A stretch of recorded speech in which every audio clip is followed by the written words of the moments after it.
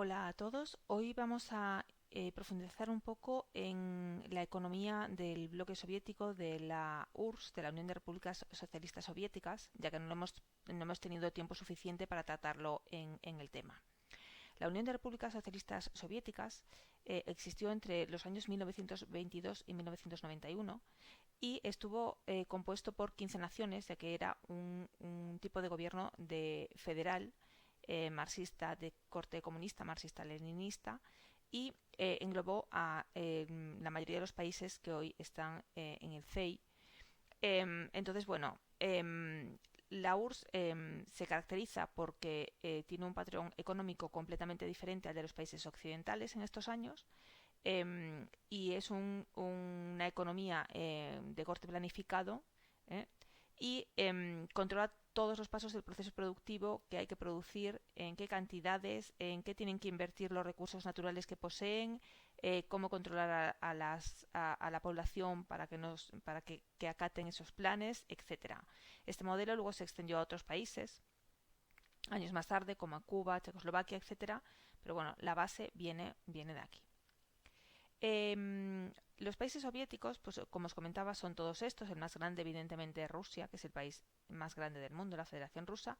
Pero después están Estonia, Letonia, Lituania, Latvia, Bielorrusia, Moldavia, Georgia, pues yo que sé, hay otros más grandes como Kazajistán, Azerbaiyán, Turkmenistán. Pero bueno, veis que por tamaño el más grande de todos es Rusia, la actual Rusia, Kazajstán y después tenéis ahí en amarillo Ucrania, que veis ahí, que siempre fue durante muchos años y sigue siendo un granero importante a nivel mundial, ya que la riqueza de sus suelos es muy importante y produce muchos cereales de muy buena calidad.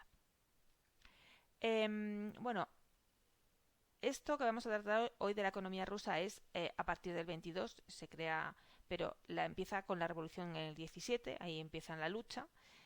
Ya se instala definitivamente como URSS en el 22, pero antes de esa época pues también tuvieron su historia. Entonces, como vimos en otros temas, el tipo de economía que tenían ellos era una economía de tipo más mercantilista, una economía que era dependiente prácticamente de la agricultura, tenían muy poca industria. No había una clase media, ya que no había ningún tipo de burguesía casi ni de industria, entonces lo que tenían eran campesinos normalmente pobres y una clase noble muy amplia. Em, Tenían una monarquía de corte absolutista con los zares y bueno, estaba anclado en un régimen, pues en un régimen antiguo, ¿no? Económico. Tras la revolución, pues el triunfo de la revolución, empieza a haber muchos cambios y los más evidentes son los cambios en la economía y en la productividad.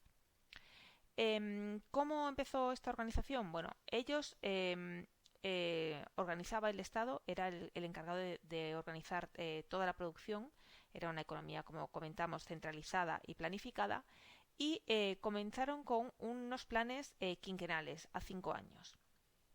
Tenían unos objetivos que cumplir en esos 5 años, ¿no? Y los primeros, os pongo aquí los primeros de 1928 al 32 y el siguiente del 32 al 37, porque fueron los más rompedores o innovadores. Todo era todo estaba nacionalizado, no existía la propiedad privada.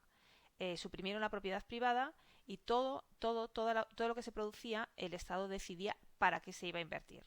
Se apropió de todos los medios de producción y no existía ni la propiedad privada, ni el libre comercio, ni nada de nada.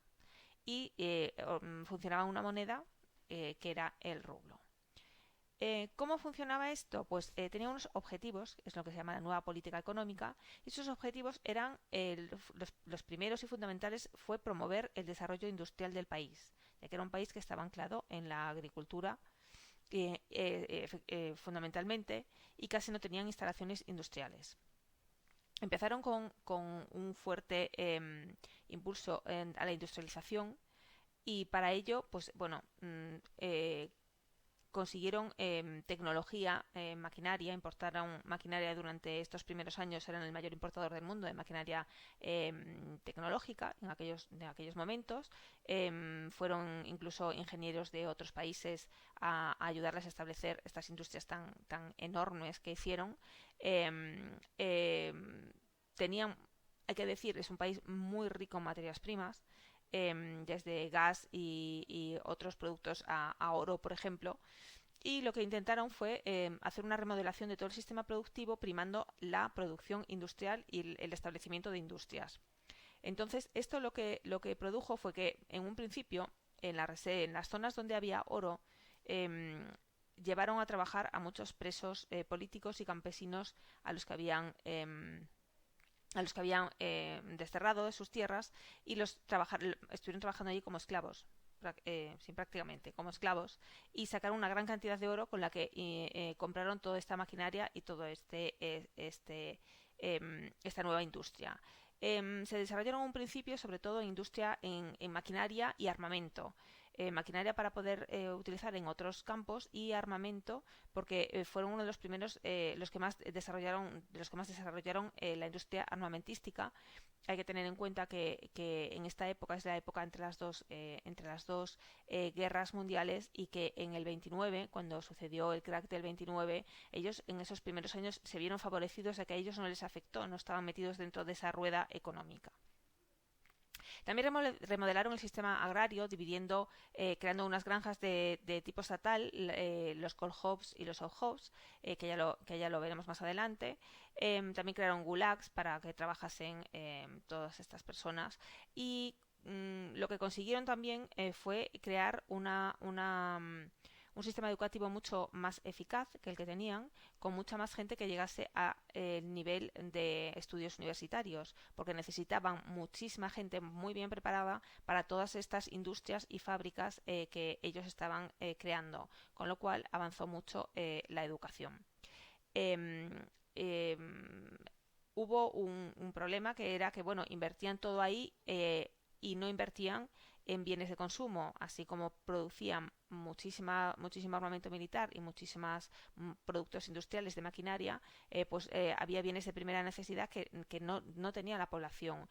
De hecho, había largas colas para conseguir productos, incluso comida. Hubo una época en la que, a pesar de que exportaban mucho cereal, se murieron casi 5 millones, entre 5 y 6 millones de personas de unas hambrunas enormes. Entonces, ellos estaban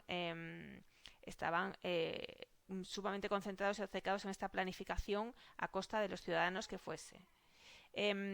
Como os comentaba, había kolhos y sovjos en cuanto a la producción agraria y ganadera, y hay una diferencia grande. Los kolhos eran granjas colectivas en los que, aparte del sueldo que tenían, eran pagados con una parte de la producción del kolhos, pero aparte estos granjeros que trabajaban aquí podían tener unas pequeñas parcelas en las que ellos podían plantar sus productos y bueno, intercambiarlos por lo que fuese, porque no había mucho, la verdad, de bienes de consumo por lo que hacer y tener su pequeña parcela con algo de ganado si querían.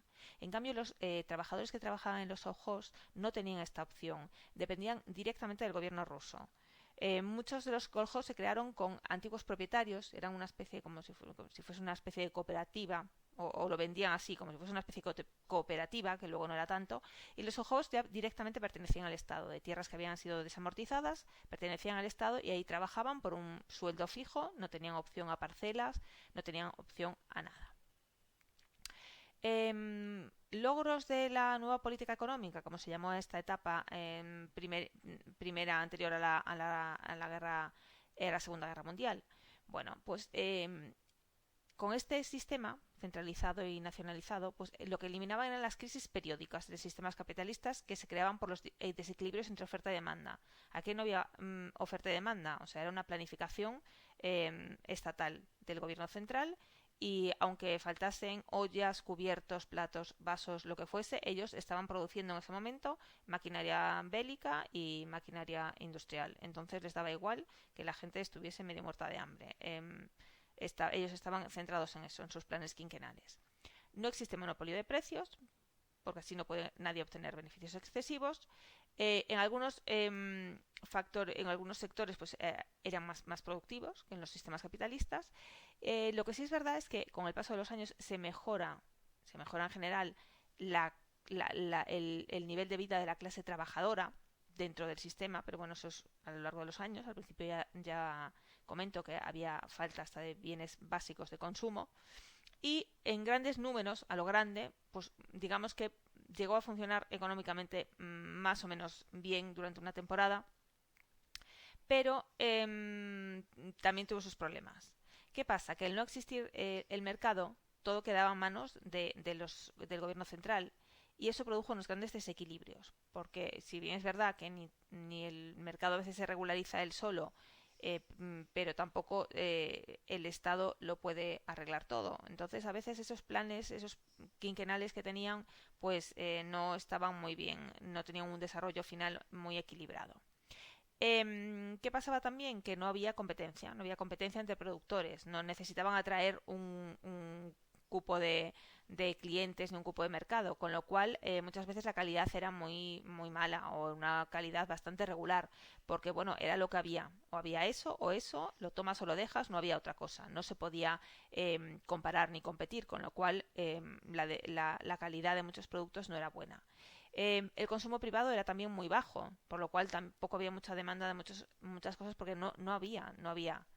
Em, Después, como era todo un aparato burocrático tan grande, pues claro, eso tenía una maquinaria enorme del Estado, lo cual tenía un coste muy alto.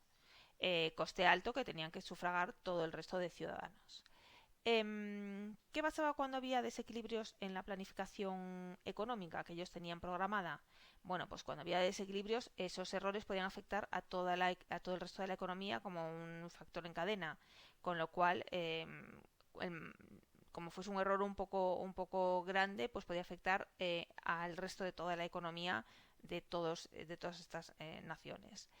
La crisis agraria duró mucho tiempo, porque no hubo una auténtica revolución agraria tampoco, y la producción agraria estaba supeditada a la producción industrial. Ellos estaban supeditados a producir lo que necesitaba la industria. No lo que necesitaban las personas para su propio consumo, sino lo que necesitaba la industria para su producción industrial.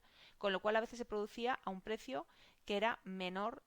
O sea, a veces los costes eran mm, enormes, porque producían a pérdidas para poder llegar a producir los materiales que necesitaba esta industria.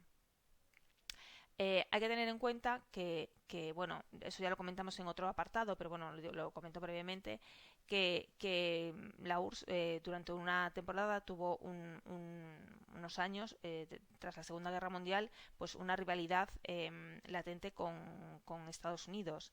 Ahí era como una oposición, un contraste entre el modo de producción capitalista y el modo de producción socialista, llegando incluso a invertir ingentes sumas de dinero en la carrera espacial, tanto un país como el otro. En industria aeronáutica, aeroespacial, etcétera, invirtieron mucho dinero también. No me quiero extender más en